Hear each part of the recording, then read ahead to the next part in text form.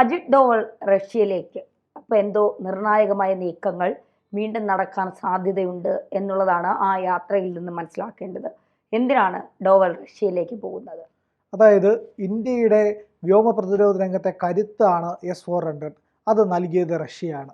Russia ഇന്ത്യയും തമ്മിലുള്ള ബന്ധം സുദൃഢമാക്കിക്കൊണ്ടിരിക്കുന്നു. വൻ ആയുധ പദ്ധതികൾ, അതായത് അമേരിക്കയുടെ അയൺ ഡോം സിസ്റ്റം പോലും നേരെ ചൊവ്വെ പ്രവർത്തിക്കാത്തടത്ത് S-400 വൻ വിജയമാകുന്നു.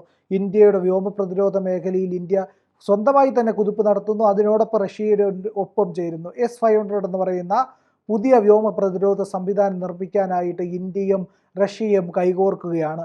അതിനിടയിലാണ് അജിത് ഡോവൽ റഷ്യയിലേക്ക് എത്തുന്നത്.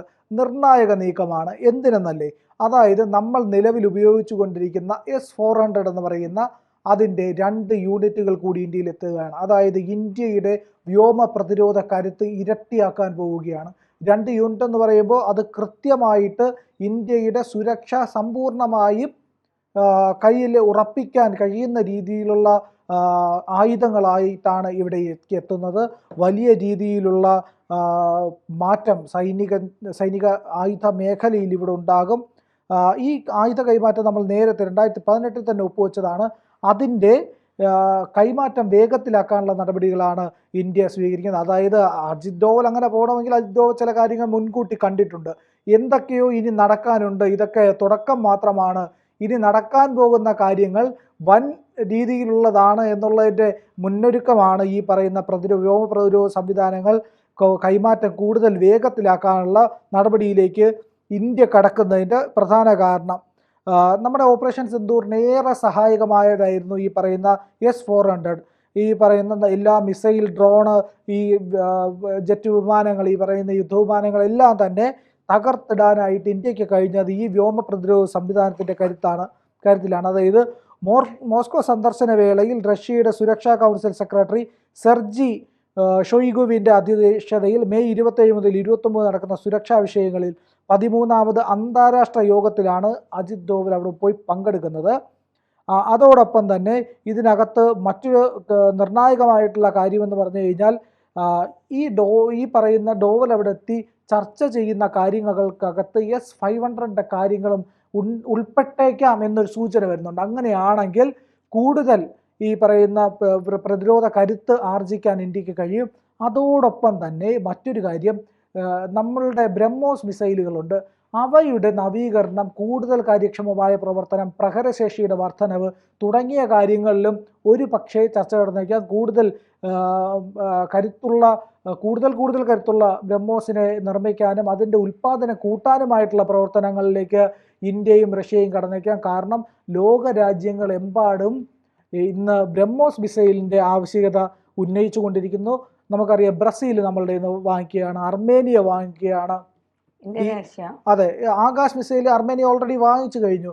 ഇന്തോനേഷ്യ, മലേഷ്യ അതുപോലുള്ള രാജ്യങ്ങളെല്ലാം നമ്മളോട്, ഫിലിപ്പൈൻസ് ഒക്കെ നമ്മുടെ ഇന്ന് ഇത് ആവശ്യപ്പെട്ടിട്ടുണ്ട്. അതായത് നമ്മൾ ഈ പറയുന്ന S-400 ചിലവാക്കിയത് 35,000 കോടി രൂപയാണ്. അന്ന് S-400 ട്രയംഫ് വ്യോമ പ്രതിരോധ സിസ്റ്റം യൂണിറ്റുകൾ 2018 ഇന്ത്യയിലേക്ക് വാങ്ങിയത്. 3 ഇതിനകം തന്നെ രാജ്യത്ത് എത്തിച്ചു.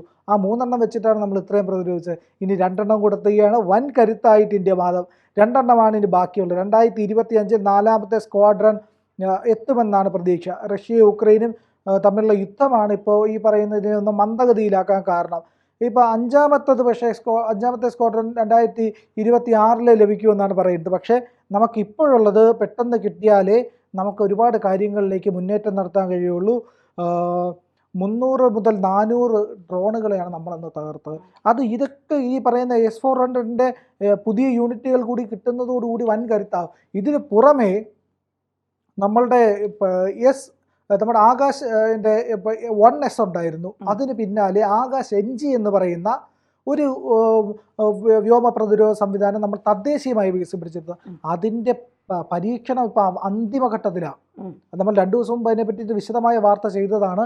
പക്ഷേ ഇപ്പോൾ വരുന്ന വാർത്തകൾ എന്ന് പറഞ്ഞു കഴിഞ്ഞാൽ ഈ ആകാശ് NGയുടെ ഏറ്റവും മികച്ച പരീക്ഷണങ്ങളാണ് ഇപ്പോൾ നടന്നുകൊണ്ടിരിക്കുന്നത്. ഹൈ ആൾട്ടിറ്റ്യൂഡ്, അതായത് ലഡാക്ക് പോലുള്ള മേഖലകളിൽ ഇത് വിന്യസിച്ചാൽ എങ്ങനെയാകും ഇതിൻ്റെ പ്രവർത്തനം എന്നുള്ളതിനെ പറ്റിയിട്ടൊക്കെ വലിയ രീതിയിലുള്ള പരീക്ഷണങ്ങൾ നടന്നുകൊണ്ടിരിക്കുന്നു. അപ്പോൾ ഈ പരീക്ഷണങ്ങളെല്ലാം നടക്കുന്നത് ശുഭകരമാകും, വൻ വിജയത്തിലേക്ക് പോകുമെന്നാണ് പ്രാഥമിക വിലയിരുത്തൽ. കാരണം അല്ലാതെ ഹൈ ആൾട്ടിറ്റ്യൂഡ് ഒഴികെയുള്ള മേഖലകളിൽ പലയിടത്തും നടത്തിയ പ്രതിരോധ പരീക്ഷണങ്ങളെല്ലാം തന്നെ വൻ വിജയമായിരുന്നു.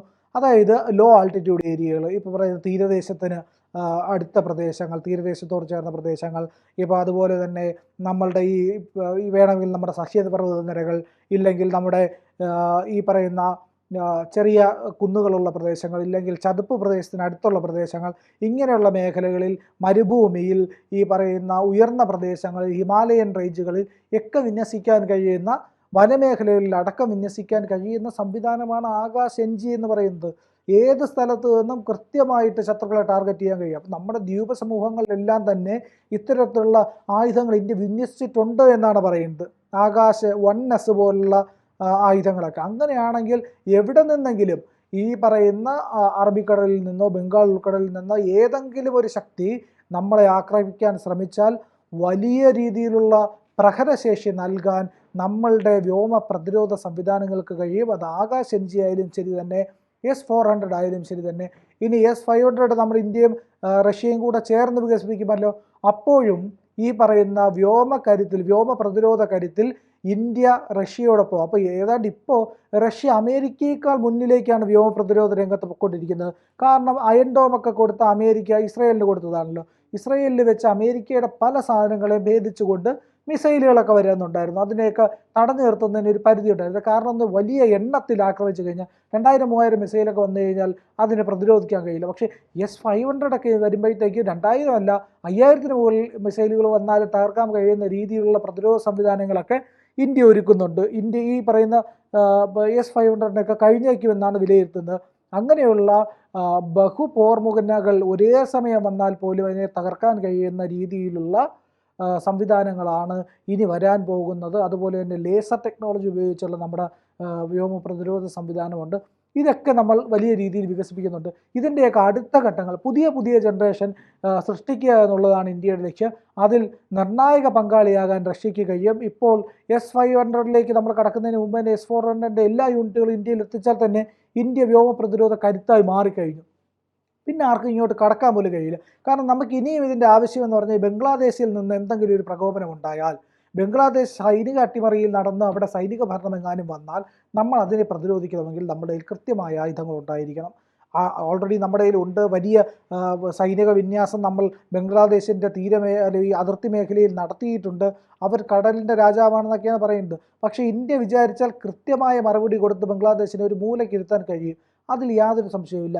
എങ്കിലും നമ്മൾ ആത്യന്തികമായിട്ട് നിൽക്കുന്നതെന്ന് പറഞ്ഞു കഴിഞ്ഞാൽ അങ്ങോട്ട് കയറി അടിക്കാനല്ല, പകരം പ്രതിരോധിക്കാനാണ്. പ്രതിരോധിച്ച ശേഷം എന്നിട്ടും മിണ്ടാതിരിക്കുന്നതിൽ മാത്രമേ അങ്ങോട്ട് കയറി അടിക്കുകയുള്ളൂ, ഒരു യുദ്ധത്തിലേക്ക് പോവുള്ളൂ.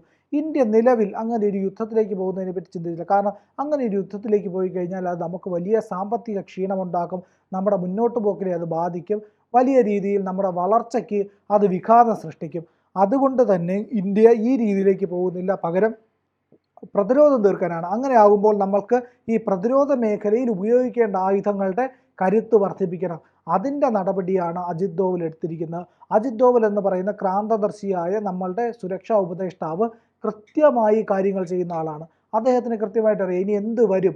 അടുത്ത 25 വർഷത്തേക്കുള്ള കണക്ക് കൂട്ടലിൽ ഇന്നേ നടത്തുന്ന ഒരു ആൾക്കാരാ മോദിയും ഡോവലും അമിത്ഷായും. ഈ ത്രയമുണ്ടല്ലോ, ഇതങ്ങ് ഒന്നായി ചേർന്ന് കഴിഞ്ഞാൽ പിന്നെ ഈ പറയുന്ന സ്വധൈര്യം തിരിച്ചറിഞ്ഞ നരനെ വെല്ലാൻ നാരായണനുമാകില്ല എന്ന് പറയുമല്ലോ. അത്രയ്ക്കുള്ള ഈ ത്രിമൂർത്തികൾ ഒന്നിച്ചു ചേർന്ന് കഴിഞ്ഞാൽ അത് വലിയ ലോകശക്തിക്ക് തുല്യമായിട്ടുള്ള ഒരു കരുത്താണ് ഡോവലും മോദിയും അമിത്ഷായും ഒക്കെ. ആ ബുദ്ധിയെ മറികടക്കാനായിട്ട് മറ്റൊരു കരുത്തിന് കഴിയില്ല. അപ്പോൾ ഇന്ത്യയിൽ നിന്ന് ഡോവൽ റഷ്യയിലെത്തുമ്പോൾ ഈ പറയുന്ന 2 യൂണിറ്റുകൾ മാത്രമായിരിക്കില്ല, മറ്റ് പലതും ഇന്ത്യയിലെത്തും. അത് കമ്പനിയുടെ കളി അടുത്ത ഘട്ടത്തിൽ പിന്നെയും കാണാം. കൂടുതൽ വാർത്തകളും വിശേഷങ്ങളും നിങ്ങളിലേക്ക് എത്താൻ ABC മലയാളം സബ്സ്ക്രൈബ് ചെയ്യുക, ബെൽ ബട്ടണും അമർത്തുക.